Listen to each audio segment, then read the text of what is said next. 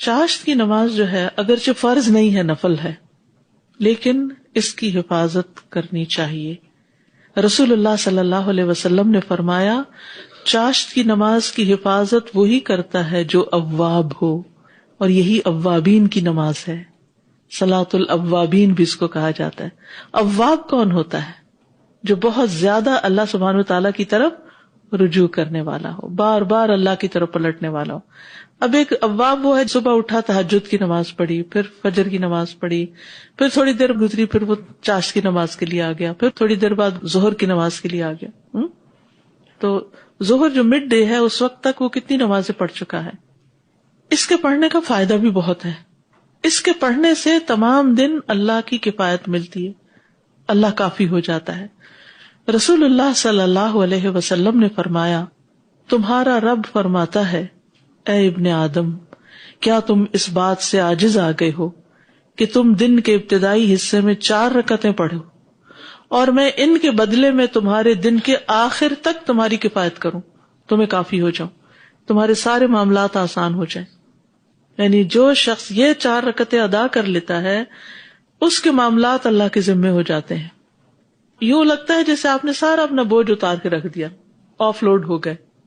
اب ہے کوئی ٹیک کیئر کرنے والا، وہ کر دے گا، ساری چیزیں ٹھیک ہو جائیں گی. اور یہ جو ایک فیلنگ ہوتی ہے نا، یہ جو ایک کیفیت ہوتی ہے، یہ جو ایک احساس ہوتا ہے، سب کچھ ٹھیک ہو جائے گا، یہ پازیٹیوٹی جو ہے اس وقت تک انسان کے اندر آ نہیں سکتی جب تک انسان اللہ پر بھروسہ نہ کرے. اور یہ بھروسہ خالی کہنے سے نہیں ہوتا، اس بھروسے سے پہلے کچھ کرنا بھی ہوتا ہے. اعقل و توکل، آپ کچھ کرو اور پھر اپنے امور اللہ کے سپرد کر دو. پھر یاد رکھیے یہ ابن آدم کے جوڑوں کا صدقہ ہے. جوڑوں کی بیماریوں اور تکلیفوں میں بہترین علاج ہے، یہ آزما کے دیکھیے اس کو. نبی صلی اللہ علیہ وسلم نے فرمایا صبح ہوتی ہے تو ابن آدم کے جوڑ جوڑ پر صدقہ لازم ہو چکا ہوتا ہے، لازم ہو چکا. چنانچہ وہ جس سے ملے اس کو سلام کہے تو صدقہ ہے، اس کا نیکی کا حکم دینا صدقہ ہے، اس کا برائی سے روکنا صدقہ ہے، اس کا راستے سے اذیت والی چیز دور کرنا صدقہ ہے، اور اپنی اہلیہ سے ہم بستر ہونا صدقہ ہے. اور ان سب سے چاشت کی 2 رکعتیں کفایت کرتی ہیں. یعنی اگر ان میں سے کوئی اور نیکی کا کام نہیں ہو سکتا تو چاشت کی 2 رکعتیں جو ہیں یہ سب صدقوں کو پورا کر دیں گی، جوڑ جوڑ کا صدقہ ادا ہو جائے گا.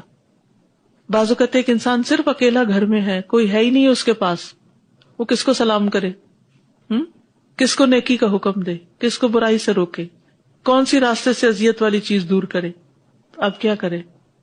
کسی کو بھی اللہ نے محروم نہیں کیا. 2 رکعتیں چاشت کی نماز، تو اپنے بدن کا روز صدقہ. ہمارے ہاں عموماً کیا رواج ہے؟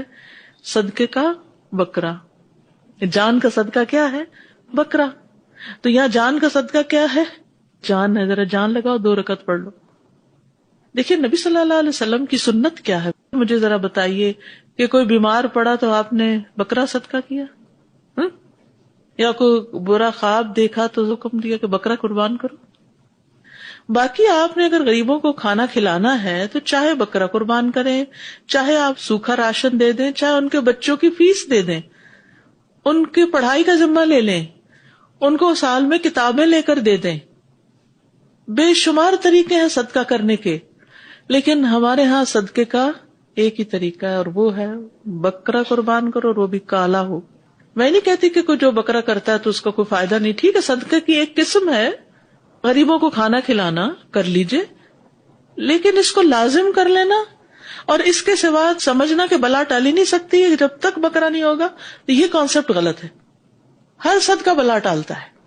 کوئی بھی چیز کر لیجئے، اور اس وقت یہ دیکھیے کہ آپ کے قریب کس کو کس چیز کی ضرورت ہے. آپ اس کو تو روک کے رکھے ہوئے، وہ بےچارا تو ترس رہا ہے، وہ مصیبت میں مبتلا ہے، اس کی آپ مدد نہیں کر رہے، اور دور بیٹھے لوگوں کو آپ بکرے کا گوشت کھلا رہے ہیں. تو اس میں آپ دیکھیے کہ اگر آپ نے اپنی جان کا صدقہ دینا ہے نا تو 2 نفل چاشت کے پڑھنا شروع کر دیں. اگر آپ کے پاس گھر میں وقت نہیں، کام پہ جہاں جا رہے ہیں 5 منٹ پہلے پہنچ گئے وہاں پڑھ لیجیے. کنوینئنٹ تو یہ ہے کہ جب آپ اسکول کے لیے تیار ہو رہے ہوں تو وضو بھی کر رہے ہیں، تیار ہو رہے ہیں، صاف ستھرے کپڑے پہن لیں، تو اس حال میں انسان جب نفل پڑھتا ہے تو بہت سکون آتا ہے بنسبت اس کے کہ آپ کچن میں کھانا وانا پکا کے میلے کپڑوں کے ساتھ نفل پڑھیں. چلے نہ ہونے سے تو وہ بھی بہتر. ان کا وقت جو ہے وہ سورج نکلنے کے 15 منٹ بعد سے سورج کے زوال سے 15 منٹ پہلے تک آپ کو کھلا ٹائم ہے، جب بھی آپ چاہیں پڑھیں. اور نبی صلی اللہ علیہ وسلم نے اس کی تاکید بھی کی. ابو ہریرہ کہتے ہیں کہ مجھے میرے خلیل نبی صلی اللہ علیہ وسلم نے 3 چیزوں کی وصیت کی ہے کہ میں موت سے پہلے ان کو ہرگز نہ چھوڑوں. ہر مہینے میں 3 روزے، چاشت کی نماز اور سونے سے پہلے وتر کی ادائیگی.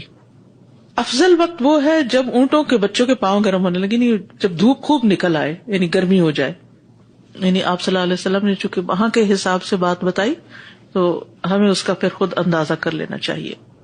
قاسم شیبانی کہتے ہیں کہ زید بن ارقم رضی اللہ عنہ نے کچھ لوگوں کو چاشت کے وقت نماز پڑھتے دیکھا تو کہا، یہ لوگ اچھی طرح جانتے ہیں کہ یہ نماز اس وقت کی بجائے ایک اور وقت میں پڑھنا افضل ہے، کیونکہ رسول اللہ صلی اللہ علیہ وسلم نے فرمایا اوابین کا معنی ہے اطاعت گزار، توبہ کرنے والے اور اللہ کی طرف رجوع کرنے والے لوگوں کی نماز اس وقت ہوتی ہے جب اونٹ کے دودھ چھڑائے جانے والے بچوں کے پاؤں گرمی سے جلنے لگتے ہیں، یعنی اتنی دھوپ نکل چکی ہوتی ہے.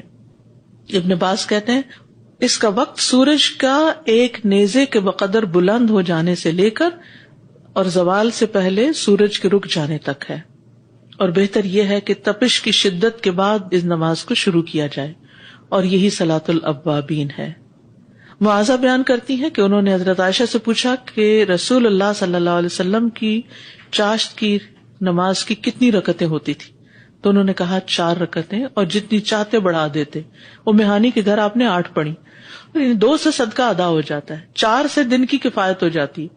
اور اگر زیادہ بڑھانا چاہیں، آپ کے پاس کبھی وقت زیادہ بھی ہوتا ہے اور کبھی نہیں بھی ہوتا، تو کم از کم 2 تو پڑھیں، لیکن زیادہ آپ جتنی چاہیں پڑھ لیں.